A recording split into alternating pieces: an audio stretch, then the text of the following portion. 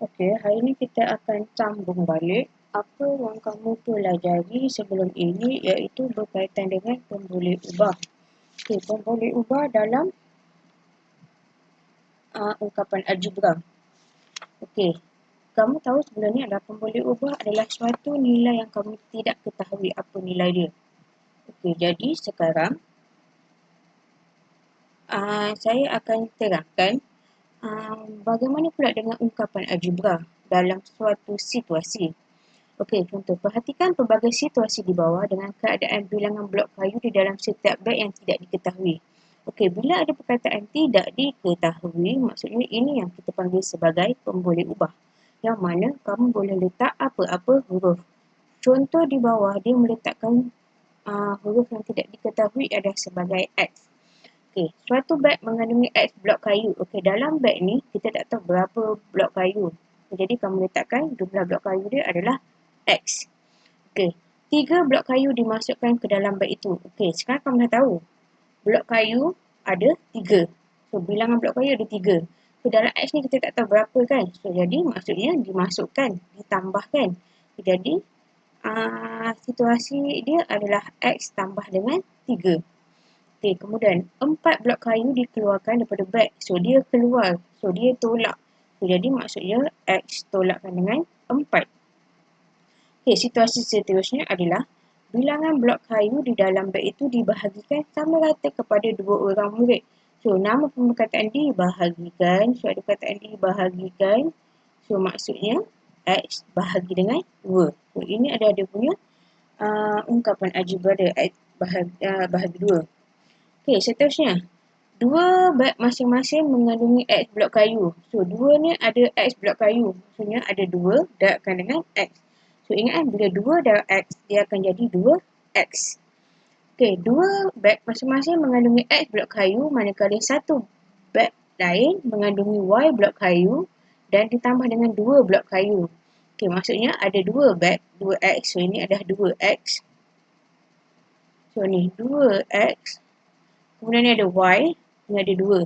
Semua ni ditambah kan? Dia nak semua kan? So, tambahkan je lah semua. So, akan dapat 2X tambah Y tambah 2.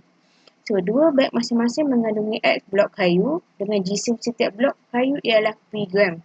Jadi, kat sini pula dia beritahu ada jisim. So, jumlah jisim blok.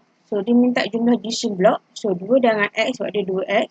Kemudian kamu darabkan dengan P. So, bila darab, kamu boleh gabungkan dan tak boleh tulis darab, iaitu dia akan dapat 2X P. Okay, jadi jumlah blok kayu atau jisim blok kayu yang ditulis dengan nombor dan pemboleh ubah, contohnya macam X tambah 3, X tolak 4, X bahagi 2, 2X, 2X tambah Y tambah 2, 2X P. Semua ini kita sebut sebagai ungkapan algebra. Okay, X ni adalah pemboleh ubah, ada nombor.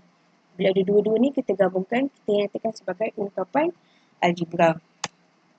Okay, saya bagi contoh dalam buku teks. Okay, dia kata Yusri membeli 5 biji apple dengan harga X sen sebiji dan 8 biji oren dengan harga Y sen sebiji. Tulis satu ungkapan algebra bagi jumlah wang yang dibayarnya.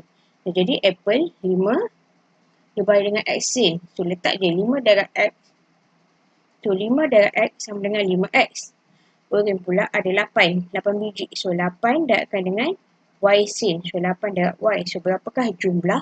Jumlah maksudnya kamu kena tambah. So jadi jawapan dia adalah 5X tambah 8Y. Okay, kita pergi kepada soalan latih diri dalam buku teks juga. Okay, dia kata tulis satu ungkapan algebra bagi setiap situasi berikut. So tolak 7 daripada suatu nombor X. So jadi daripada, so maksudnya X dahulu. So X tolakkan dengan 7. So, ini jawapan dia. So, hasil tambah Y dan Z dibahagi dengan 9. So, hasil tambah. So, maksudnya Y tambahkan dengan Z. Kemudian, kamu kena bahagikan dengan 9. Okey, seterusnya. Jumlah orang bagi X buah kemah jika setiap kemah dapat memuatkan 4 orang. So, dia nak berapakah jumlah orang untuk X? X tak tahu berapa kemah.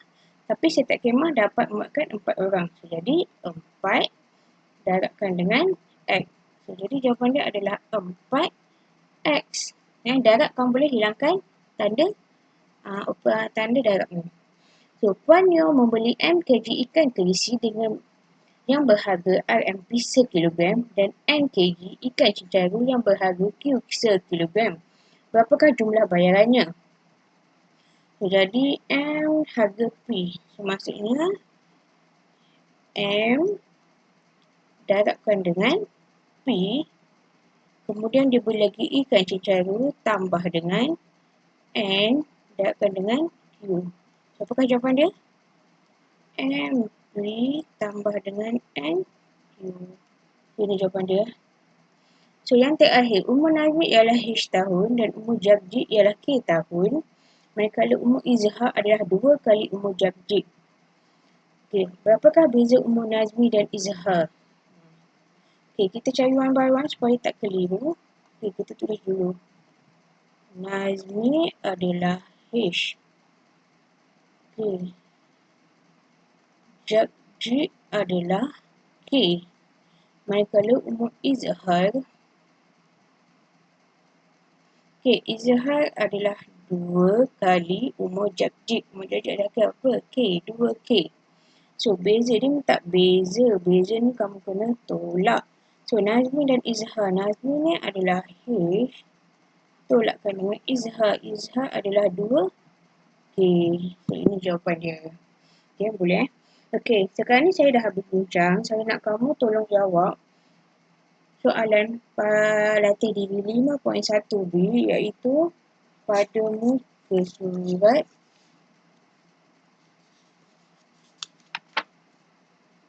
24. Okay. Buku tak muka surat 108. Okay. Ini contoh. Dia bagi, tuliskan suatu ungkapan algebra bagi setiap situasi berikut. Macam ni dia kata, beza antara 9 dan Y. So, beza ni maksudnya kamu kena tolak. So, 9 tolak Y. Okay, soalan A. Kuasa 2 bagi 4 kemudian dibahagi dengan HK. Kuasa 2 tu apa? 4 kuasa 2. Kemudian dia nak kamu bahagikan dengan HK. Okay, ataupun kamu boleh buat 4 kuasa 2 bahagi dengan HK. Mana-mana pun saya terima. Bahagi boleh guna simbol bahagi ataupun kamu guna simbol pecahan. Okay, soalan seterusnya.